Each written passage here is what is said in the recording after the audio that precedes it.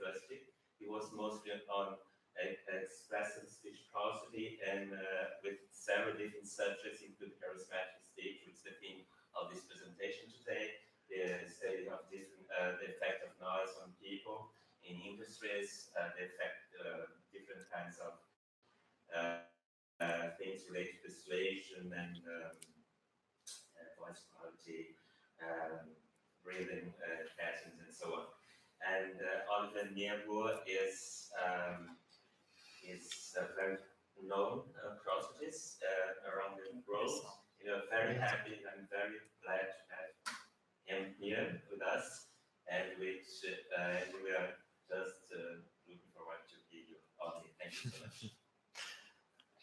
Yes, also, thank you very much for having me. My talk is about the production and perception of charismatic speech and its technology-supported training. I will potentially, just to say that we will definitely finish in time. I just have to leave out every second slide, basically, so that you don't have to see, hey, what is he doing? If I just skip some slides, it will basically be to stay within the time frame. But I will focus on the most important things, so on the things that are actually new and that are instructive and applicable in some way. So first of all, what is charisma? And I think we have to define it a bit, because it is such a fuzzy term and also differently interpreted in different languages. As Antonakis, for example, says, charisma is a values-based, symbolic, and emotion-laden leader signaling. And Smith more or less adds to that kind of statement, it equals persuasion with force. And there's another statement saying that charisma is the ability to attract, charm, and influence people around you. So when we talk about charisma, we basically talk about having an impact on something or on somebody, so being able to influence listeners' thoughts, actions, perhaps even, without having any formal authority to do so. So people basically do it voluntarily because you somehow inspire them to do it. This is what we mean by charisma. So dominance is basically not included in this concept. It would be the opposite, authority, dominance, and all that kind of stuff. Just to make that clear from the beginning. And there are some nice studies showing what kind of interesting things you can do with charismatic speech. One of them is already more than 10 years old. This is from the days when something like a gyroscope, the thing that we nowadays have in our mobile phones that just measures spatial orientation and acceleration, when these things were pretty fancy still, I think. So people were equipped with something like gyroscopes to measure body language. So basically, what they do here is they're measured in terms of gyroscope signals, and they also had a laryngeal microphone signal that they put here, I think, and it was just measured for very, very many speakers, and also for a lot of times it was a huge database. And based on these signals, on the integration of these signals, people were able to, with 70 to 80%, depending a bit on the task, predicting whether people are able to convince investors or not, whether business cards have been exchanged between clients, whether clients were acquired by speakers, and whether the actual real telephone numbers of speed dating scenarios were exchanged or not. So only by means of what I'm doing here or what I'm doing here. So this does obviously play some role. And I skip that. And that's another interesting study that looked at presidential candidates in the US. This is a study that comes from psychology. And they have only looked at the fundamental frequencies, so at the pitch patterns that people use when talking. They have looked at these TV debates that have taken place since the 1960s. So basically these were the last two candidates very shortly before the actual lecture, before the actual vote. So something like perhaps 1 or 2 months before, then they have TV debates where the two candidates basically exchange arguments. And they've analyzed these kind of TV debates since the 1960s.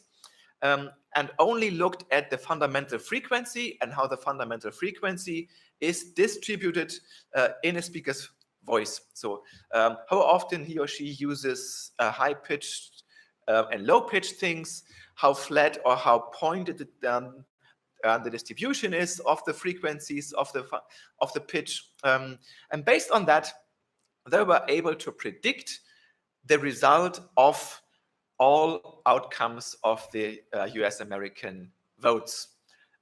So of the presidential elections within the 40 years between 1960 and 2000, basically. So this doesn't have to imply any kind of causal relationship between the voice and it, but it shows that there might be something in the speaker's behavior that is reflected in the voice, at least, or perhaps even directly triggered by the voice, and that changes the impression of people and also make them change their voting or influence their decisions about their voting behavior in the end. So basically, what we can say is that speech melody is important in some way. There are also many other studies, perhaps if we are a bit more engineering-wise and we look at artificial intelligence and deep neural network studies, basically computer technology. So we give them training material, training corpora, and we try to, and they also get the ratings of listeners. So basically, if the machine get as input the rating of listeners, whether a person is convincing, and everything that is related to something like charismatic personality traits. And what the machines then pick up on to actually reflect the listener's behavior is what we can see down here, is very, very often related to speech and also to the speech melody, basically, to the audio signal in any case. So the audio signal outperforms something like the choice of words. It can also outperform the visual channel. So basically, what the machines pick up on, if they have everything, if they have the words, the video signal, and the audio signal, what strongest predicts the listener ratings is, in fact, the audio signal. And that's an interesting point. So I will also skip that. So in summary, basically hitting the right note contributes a lot to the speaker's persuasive power. And we can also ask ourselves, if the speech melody is so important, why should that be the case? And one of the reasons is probably because intonation, prosody in general, is basically our oldest means of communication. So basically, we have all made grunts like and or something much longer before we started actual talking. So kinds of words and grammar and all that boring stuff and all that interesting stuff. And so basically, we are also used to in terms of evolution, we are used to giving prosodic signals priority and interpret prosody in just a fraction of a second, because we have to make quick decisions whether we want to stay or we want to fight or run away, for instance. So in times of the very ancient mechanisms of survival, actually prosody had to be interpreted very, very quickly and had to be very directly connected to something like decision making and emotional reactions. And as one of the rhetoric trainers calls it, one of the best books, I think, on charisma is, she says that the nonverbal mechanisms, and speech melody is just one of them, are hardwired in our brains. So basically, there's a direct connection between perception and reaction. And with some kind of charismatic speech prosody, we can basically plug into these old mechanisms. And this is potentially also why speech melody is so important in terms of charismatic speech. Skip that. So, and if we just know that, what is actually all the more surprising is that there's hardly any solid scientific research on how the tone of voice patterns and settings look like that can make a speaker sound more charismatic. So basically, if we look at how people are instructed, how the training of people looks like, then we can basically say that there has not really been substantial changes to the training of rhetorics, to the training of charismatic speech since the last 2000 years. This is per se not bad because it has actually worked. So it has worked for many, many thousand years. But I think that with the technology and with the scientific methods that we have at the moment, we can just try to take what we have and try to make more of it. Try to basically raise these kind of practices and knowledge to the next level. And this is what we try to do in our own line of research on speaker charisma, focusing especially on the voice, because the voice seems to be some kind of primary mechanism in influencing listeners. And what I also did is when we started this a couple of months ago, I went into Amazon and bought myself quite a few books on charisma and rhetorics and training. And if you just go into Amazon and put in the keywords and charisma and rhetoric and training or coaching or something, there is an awful amount of books. I think that there are literally hundreds of books out there. And when it comes to the instructions of voice, they are all very similar. In, for example, that they use terms like you have to sound fluent, you have to sound variable in your rhythm and intonation, you have to have a clear and strong voice, or you have to have a warm tone of voice or a vivid tone of voice, or things like these. But this is all very nice. These are nice metaphors. The point is, if I would ask all of you, and perhaps the people also on the YouTube channel, please now speak with a bit more vivid tone of voice, I would bet that you would all do different things. And we've also tried this at SDUs in my courses that I give.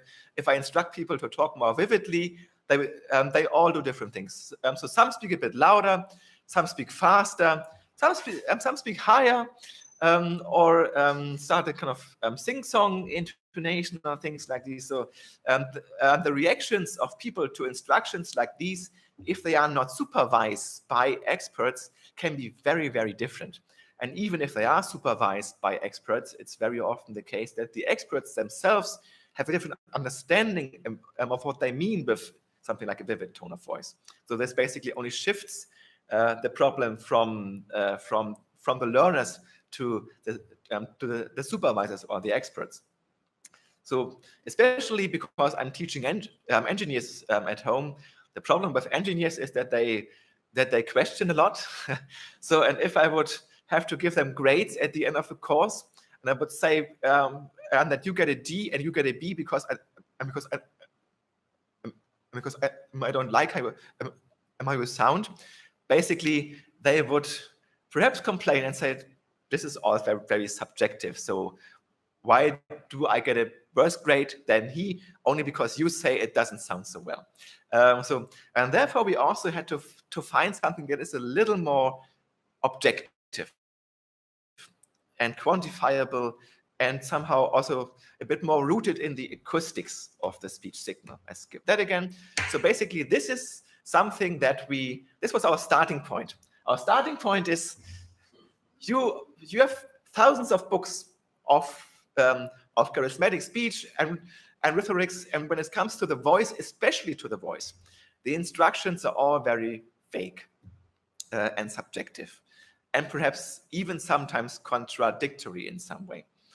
So what we did is we took what has been what has been taught and what has been known since many, many years, thousands of years, literally, and we combine it with what we have today, which is basically computers, scientific methods, digital technology, and we construct something new that makes charismatic speech something like an objective, measurable, and quantifiable, precisely trainable, of course, also object and subject of research and practice.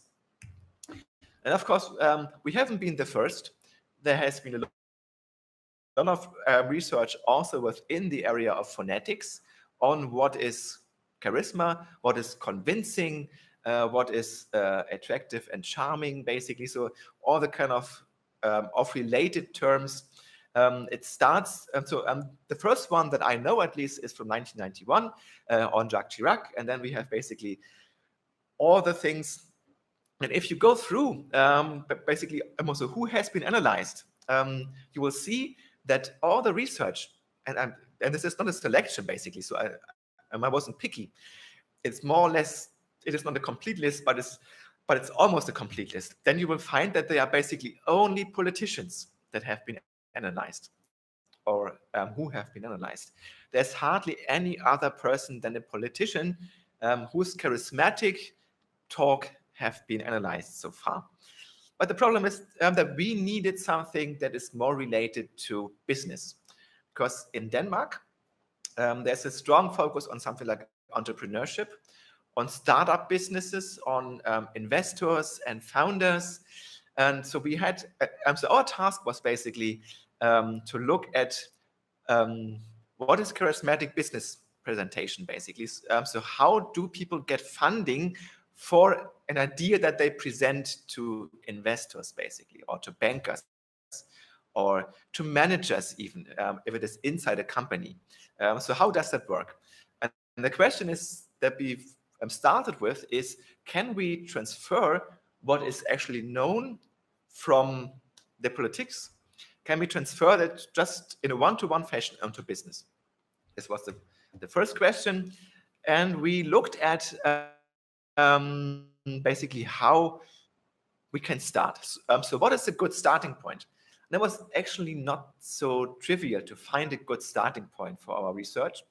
And we started with statements like these. And actually colleagues from the business department pointed us to these statements. So if you go on to the internet, you will find a lot of statements that are like this from Mr. Sutter. When it comes to presentations, Mark Zuckerberg is no Steve Jobs. And there are also many others, like, for winning presentations, be Steve Jobs, not Mark Zuckerberg, or on stage, Mark Zuckerberg is no Steve Jobs. So you go to CNN, to CBS, to blog entries, to basically everything, and you find similar statements like these, where people say more or less independently of each other, if you present something within a business scenario, then focus on Steve Jobs. So basically be like Steve Jobs and don't be like Mark Zuckerberg. Even though I have to stress, perhaps at this point already, that Mark Zuckerberg is not a completely uncharismatic speaker. He's even a bit better than the average US American, but compared to Steve Jobs and perhaps compared to the audience and the status, I think he is not one of the best charismatic speakers that we have among at least the US American CEOs. And we also indeed investigated this ourselves. So we have done a little test with 98 listeners in an online experiment. We looked for listeners who have no idea who Steve Jobs and Mark Zuckerberg are. It is possible to find these people. And we also low-pass filtered the speech to remove all the lexical content and to remove, to some degree, also the speaker identity, to hide even more who they judge. And we asked people for the leadership experience, if the people are charismatic, passionate, persuasive, charming. And as you can basically see, in all of these questions, Steve Jobs strongly outperforms Mark Zuckerberg. So basically, we have added another confirmation of what people say independently of each other in the news and in the media. So that seems to be some kind of truth value in it that indeed Steve Jobs is in some way better than Mark Zuckerberg. So based on that, the first thing that we did, and the most time-consuming thing that we did, was to compile a speech corpus. We have taken 22 minutes from what is supposed to be the most influential talks of Steve Jobs, the most influential keynotes. These were the presentations of the iPhone 4, and of the iPad 2. So we took about 10 to 12 minutes from each of these presentations. And in the case of Mark Zuckerberg, we looked for F8 Facebook developers keynote speeches from also very close years. So I think it was 2014 and 2015. And we also took about 22 minutes of speech material. So in the end, we have about 45 minutes of these two speakers together, and they are now completely annotated in terms of the words, of the syllables, of the individual sound segments, and even this is not here, but it's now there also in terms of the pitch accents and everything. So of the intonation and phonology in eToby or in Toby in general. This has also been annotated. So this corpus is now fully annotated. It took a lot of time, as I said, and now we can use it actually to look at what these two speakers do differently in depth. And perhaps I start with hopefully playing to you some examples. Let's see if it works.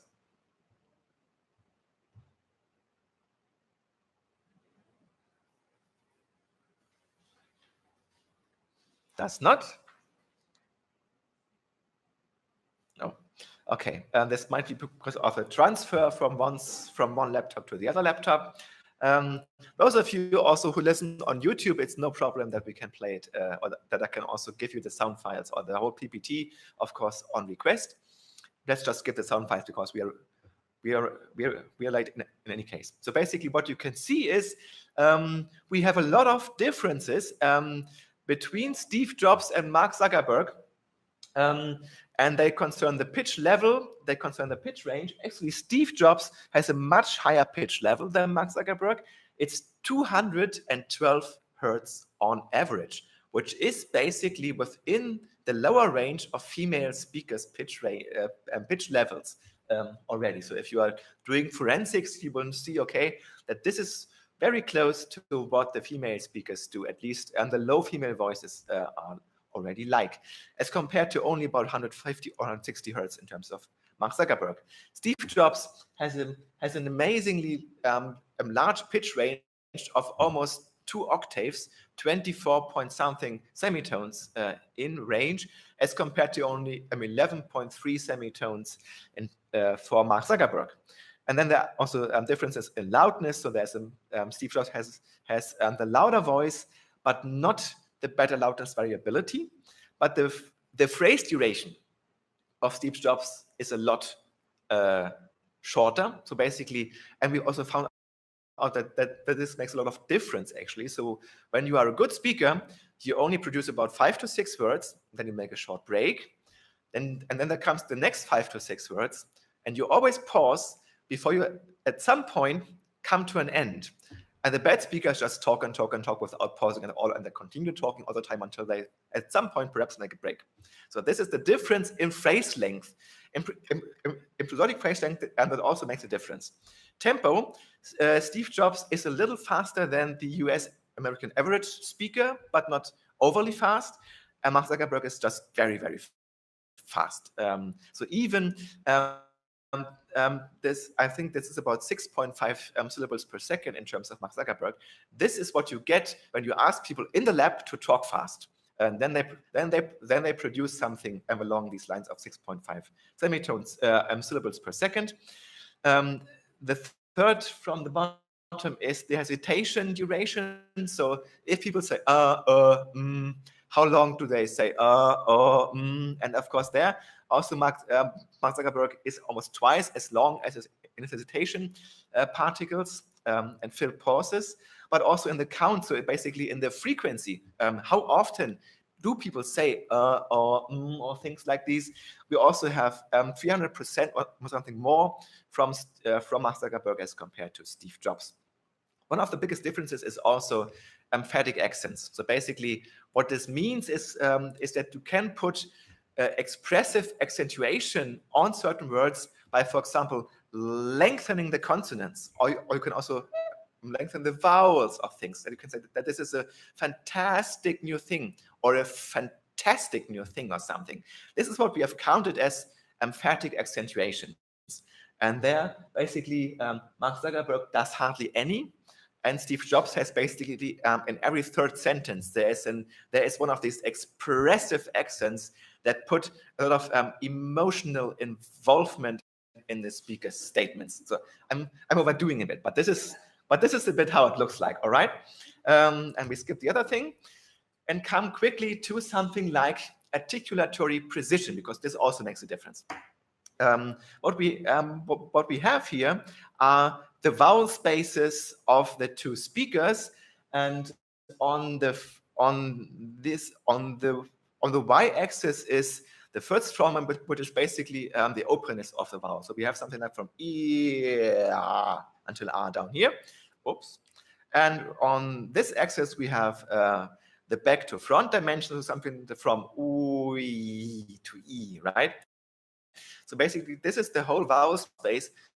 If you can basically think of it in terms of how strongly does the tongue move while talking, because there are sometimes R speakers who don't move the tongue at all, and then basically every vowel sounds like the other vowel very much, right? So there's not much distinction between the vowels. And Steve Jobs is the black one, and Mark Zuckerberg is the light one. And it's very obvious that Steve Jobs' tongue moves a lot more during talking, so that his vowels are much more acoustically distinct than those of Mark Zuckerberg. It's almost double size in terms of the acoustic space that they use for their vowels when they talk. And we also looked at the place assimilation of tongue tip, so of alveolar consonants, basically. And there's also much more assimilation of consonants. So basically, TDN becomes B, P, for instance, like in gun production can become gum production, and this is just very normal. People do it all the time, but the frequency with which I did it differs, also as a function of style and speaking rate, for instance.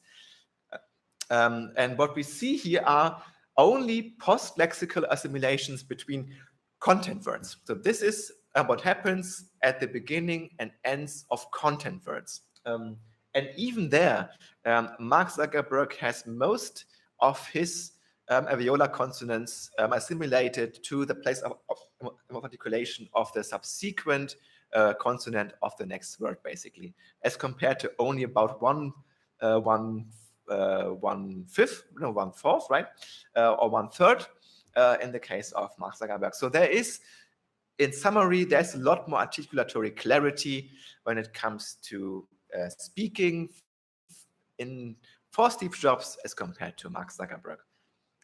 And I'm not sure whether I should show these kind of things, but perhaps very quickly only, is that we have also looked at cross-checking these things. So if we found differences among these profiles, and I can already say that these are exactly the same things that also have political speakers. So basically, we can indeed transfer political charisma to business charisma. It seems to work more or less in a one-to-one fashion.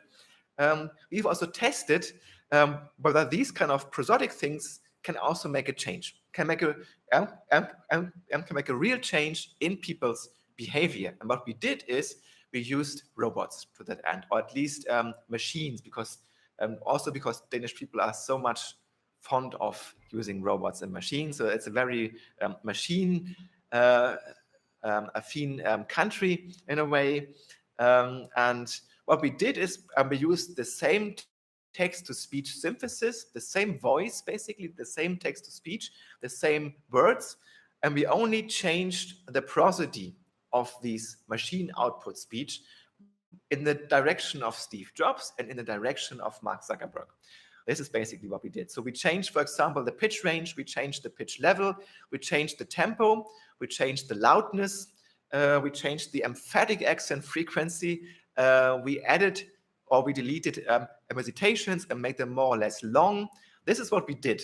But all the other stuff was exactly the same. So what comes out? I skip this one and I go straight to here. One of the experiments that we did was on navigation systems. So we had students of our university and asked them to drive. This was my old car in those days because there is no inbuilt screen, so there is no LCD screen. And we told people and that SDU engineers have developed a navigation system that you can basically install into every old car, and because it only works on audio output. So it only gives you the loudspeaker voice commands, and you don't need an LCD screen in your car. And people were just asked to make a little user test of this system, driving the green line that you can see here from the harbor in Sønderborg. You know where this is because this was our first meeting, Wellington. From the harbor in Sønderborg all the way to the SDU campus that you can see there on the opposite side of the fjord. It's about 3.5 kilometers, so it's not very far. The point was now, and they just didn't know that this was a mock-up system. So basically, the system was just controlled by me. And people just didn't know. So, and they thought that they would actually test a real new navigation system and that only gives audio commands to the speakers. And the point was that we had two conditions. 15 speakers had the Mark Zuckerberg voice-like conditions, and 15 speakers had the Steve Jobs-like voice command conditions. And after about 1.7 kilometers, when the line starts to become dotted, at this point, the navigation system started giving speakers the wrong instructions. And we had 4 levels of wrong instructions. At level 1, this is just a little detour. It's still fine, but it's just a little detour. But still many routes left to the destination. At level 2, this is the orange one. This is already a bigger detour, and there are only very few streets left to the destination. At level 3, there's only 1 street left to the destination. And at level 4, there is no way until you basically turn the car around and go back into the opposite direction. And we looked at which point do the drivers stop the test drive? At which point do they say, this navigation system is stupid, I stop, or I just go my own way to the university? This would also count as stopping the test drive. And surprisingly, there's a big difference between these two conditions, Steve Jobs and Mark Zuckerberg conditions. Basically, you have to look at the graph down here on the right-hand side. So first of all, what you can see is that in the Steve Jobs condition, 26.7% of all the drivers who did it did not stop, even until they had to be told by the experimenter, sorry, you have to take the car around because you are completely off. So, and in the other condition, there was hardly anybody in the Mark Zuckerberg condition who went so far. And in the Mark Zuckerberg condition, 20% of all people stopped the test drive already at the first wrong instruction, as compared to only 1 or 2 people. So only 10% or something, or just 8% for for the Steve Jobs condition. So there's a big difference in what we can see, and the reason is potentially what we can see on the left-hand side. Because what we can see there is that all of the speakers in both conditions, so 100% in both conditions, were aware of the fact that this was not the fastest route. So so they all knew that there was something like a detour at least involved. But the explanation of the detour is the difference. In the Steve Jobs condition, the majority of people thought, okay, so this navigation system might just take me around something like a traffic jam, an accident on the road, a road blockage. So I better follow the instructions. People basically trusted in the system and followed the detour. And in the Mark Zuckerberg condition, people just thought, the majority of people thought, it's just a bad system, it doesn't work. So I better go my own way. This is the difference that potentially explains the difference in behavior. So basically, only in prosody, we only talk about prosody and charismatic prosody and nothing else that is able to do these kinds of changes. I find this very amazing. And there's another interesting thing that I can just briefly mention. We did also a creativity workshop with people in Denmark, because we are in the business world, and basically people all the time do brainstorming creativity workshops. And this was a full hour workshop, so 60 minutes. And down here you can see basically the timeline. And we had we've had a video moderation of this creativity workshop, and we prepared 3 videos, again in 2 conditions, one more in a kind of neutral tone of voice condition and one in a very charismatic tone of voice condition. And these were only about 8.5 minutes, so 8.5 minutes of the entire hour that was spent on these kind of people listening to the video instructions, and it was basically only to instruct them what they have to do, what the next task is, and how they proceed. That was all. And the challenge was called the egg drop contest. So what they had to do was, you have materials here. Try to buffer the egg, or to construct something that the egg is so safe that we can let it drop from a 5 meters high bridge and does not break. This was their task, based on the materials that you have here on the table.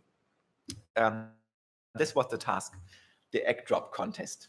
And we looked at what do people do differently in the whole workshop, if they are instructed for a total of 8.5 minutes in a charismatic video and with a more boring video, or a bit more neutral video. And the changes are really, really big, only because of these 8.5 minutes. For example, what we can see here is the interaction between the team members. We have the number of syllables, and yellow is charismatic, and blue is the normal, is the neutral moderation. So people talked a lot more. The total number of syllables is much higher in the charismatic workshop condition than in the neutral one. And the pauses were also much fewer in the charismatic, and much more pauses in the neutral condition. The pause time, so the pause duration was also longer, and the speaking rate, so basically the vividness of the speech was also higher in the charismatic instruction. So basically, the whole interaction within the workshop was only influenced based on 8.5 minutes of video instructions. Also, the total number of ideas, we did not, on the right-hand side is the regular, on the left-hand side is the charismatic output. So we did not get more ideas for this egg drop contest, but there was a reduction in the low output workshops. So if we have a charismatic moderation, the risk of having a workshop that produces only very few ideas is much lower than if you would have a charismatic workshop. And we also had actual business experts rating the ideas and the creativity of the ideas. And also there, people judged the charismatic ideas much more creative and much more valuable than the ones that comes from the regular workshops. And finally, people also judge themselves much better.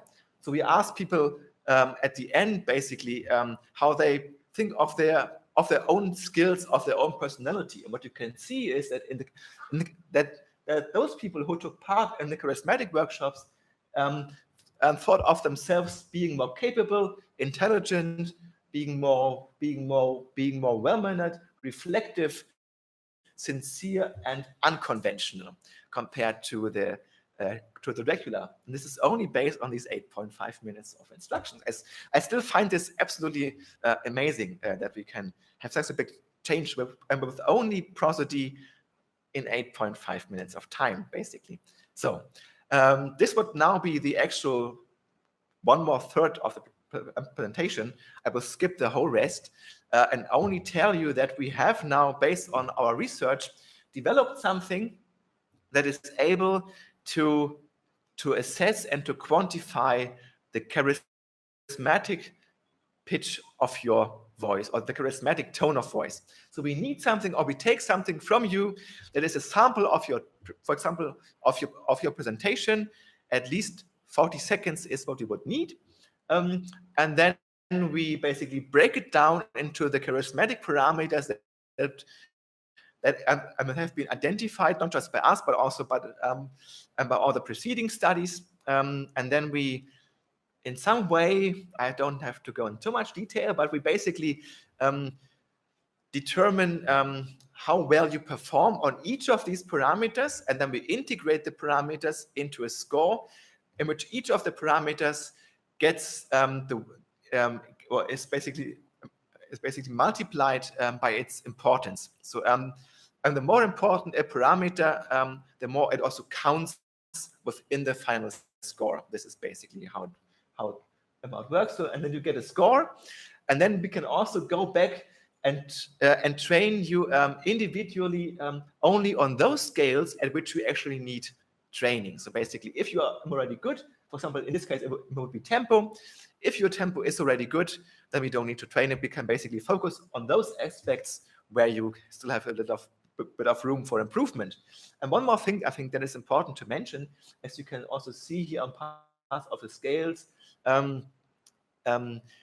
doing too much of something can be as harmful as doing too little of something.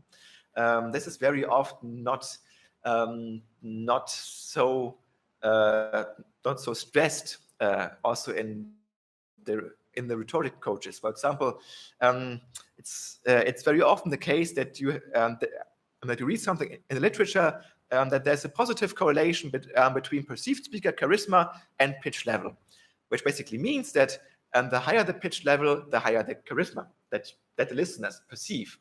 And this is true, but this only works until a certain level. And if your voice actually gets a little too high, it doesn't work anymore. And then the charismatic perception drops down again. And this is also what we have determined, basically. So we have, for each of the parameters, we know in a gender and language specific way already, so also for males and females, for people in Denmark and in different countries, at which point things become too much, basically, on each of the parameters. So I think I do have to stop. I will move on to my final slide.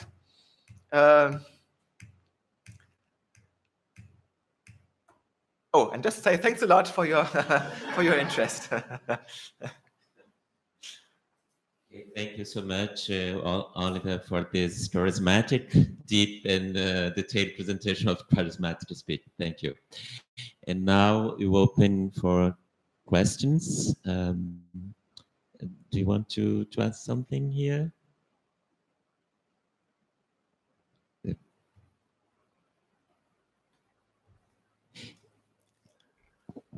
Can we say that one language is more charismatic than other?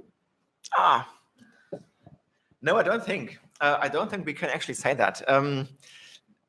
In the ears of listeners of a different language, perhaps, because there are indeed. We have just started looking into these kind of things, and it indeed seems that there are something like language-specific levels of charismatic output, so to speak. So, for instance, people in the US have quite high. Let's say that the ideal parameter levels are all very high, and if you would play a very charismatic speaker to people in Denmark, for instance, or to people in Germany, they tend to think that this is already a bit too much. So he's a bit, he's not authentic anymore, or perhaps a bit overacting. And the same would apply if you would take a person from Denmark and play to people in Asia or in Africa. So basically, and the level of what is, of how expressive, how contagious I have to be differs from language to language. People also have to deliberately tone down a bit, for example, if they pitch in a different country, or they have to become much more lively when they pitch in a different country. People from the Slavic languages, from Czech Republic, for instance, tend to sound very boring in Germany as well, and they always have to instruct them, you have to do more. And it's actually very hard sometimes to get them to do more. And these are the things, I think, where we have cross-linguistic differences that are very interesting and that are also important to learn, because you don't want to sound too much if you're going to a different country, or too boring when you're going to a different country. And in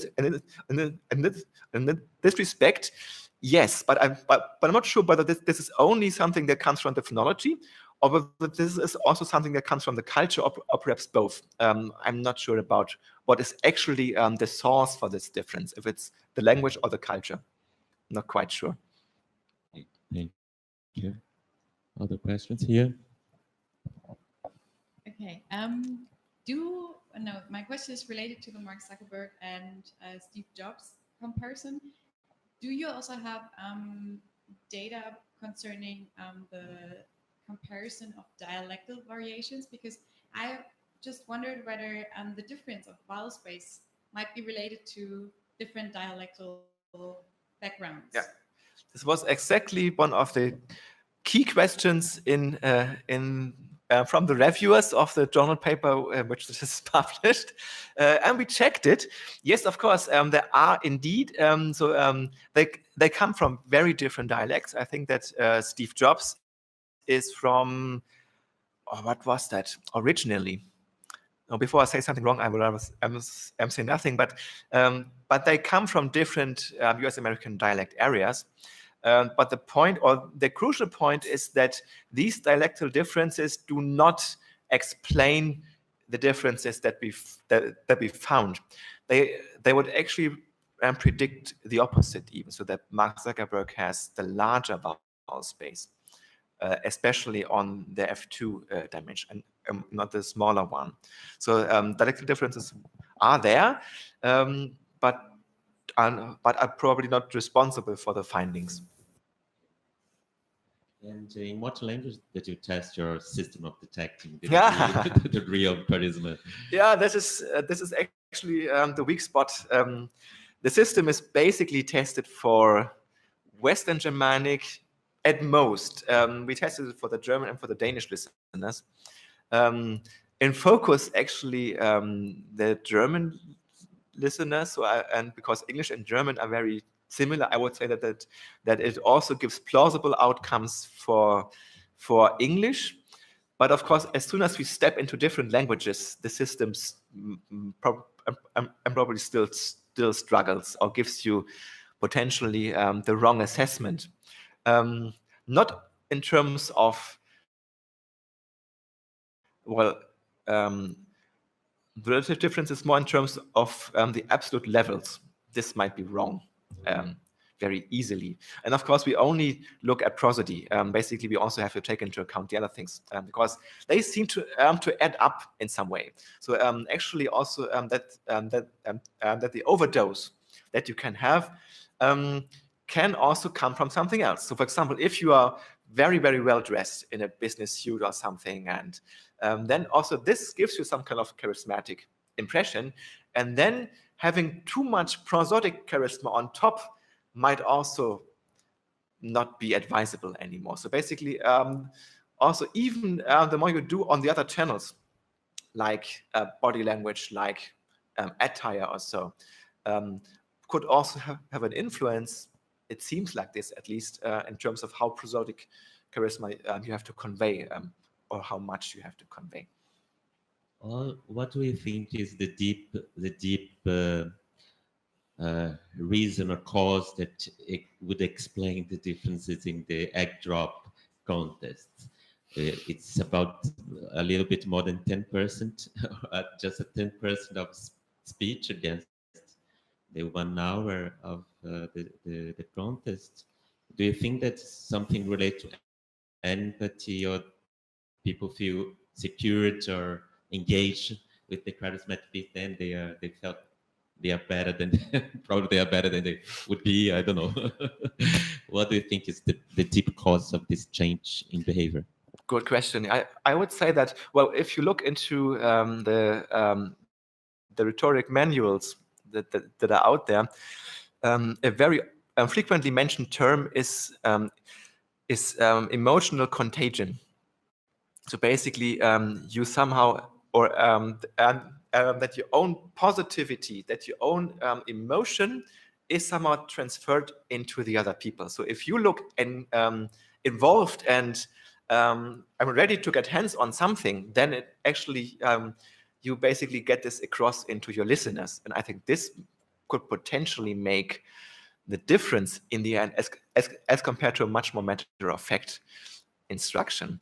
And then perhaps that people assess themselves better might not be a consequence of the charismatic pitch itself, but basically perhaps also because they think that their performance was better during the workshop, and then in the end they say, yes, so I'm the more clever person, or I'm the more something. Yeah, it's basically some kind of transfer of engagement, of commitment in some way. These would have many applications on teaching. Yes, it does have. Yeah, indeed. Yes. Renato, do we have some questions through the YouTube channel? No? No? Other questions?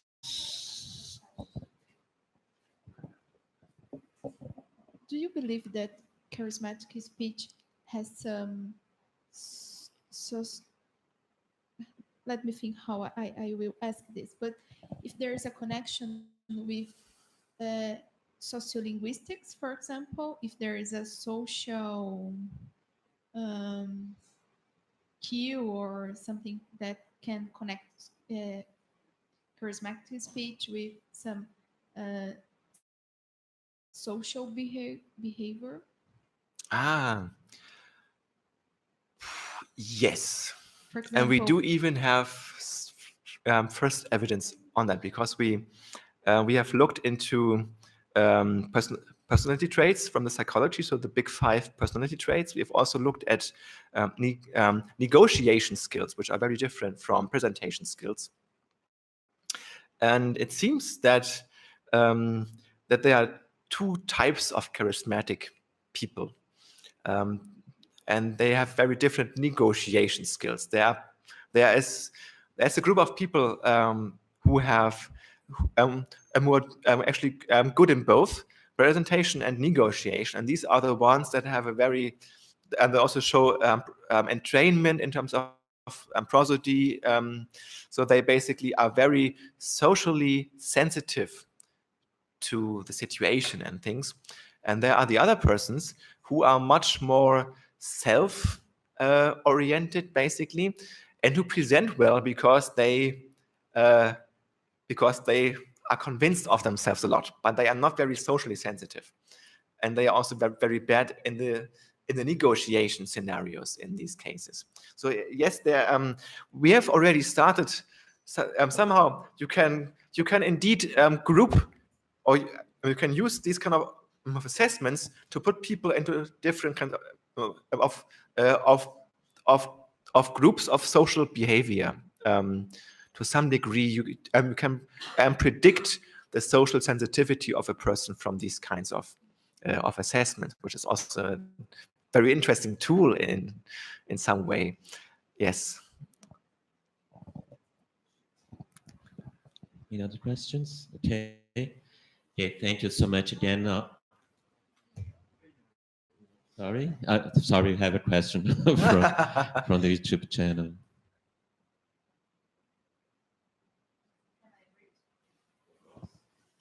In English. Julio is saying, thank you for the great speech. I have some considerations. In the first task, all participants were familiar with the directions necessary to get to the target point. Yes, I think I didn't stress this enough. Yes, so we only looked, we only used local students who lived in Sönnerborg in the city for at least 2 years, and who were all familiar with this, with the roads and the city's geography. So basically, all of them knew which was the shortest way from the harbor to the university. If this was the question, I think it was the question. Yes, so we definitely very much took care that they actually knew which was the right direction. And he's also saying that another important variable is that individual space organization may play an important role in their attitude too. Did you access the participants' space organization somehow? They staged it The way as they- different capacity of the spatial orientation. People that drive has an idea of the maps better than others. Oh, This could be a different. I think difference. it's Yeah. that because some Yes. people know the Route. Yeah. route, but they are not so organized in how to Okay. get there. yes. And they Sense could of be nervous more. Yeah. Oh, that's a good point. No, sorry, we didn't control for that. And we also did not ask, or we did not test people's orientation or sense of orientation, unfortunately. Yeah, but this is a good point. Yes, please say thank you back. Or thank you back. Do I have to talk into that? Yeah. Thank you back. That's a good point. We will see if we're going to extend this experiment a bit more, and then we will definitely take care of that. Yeah.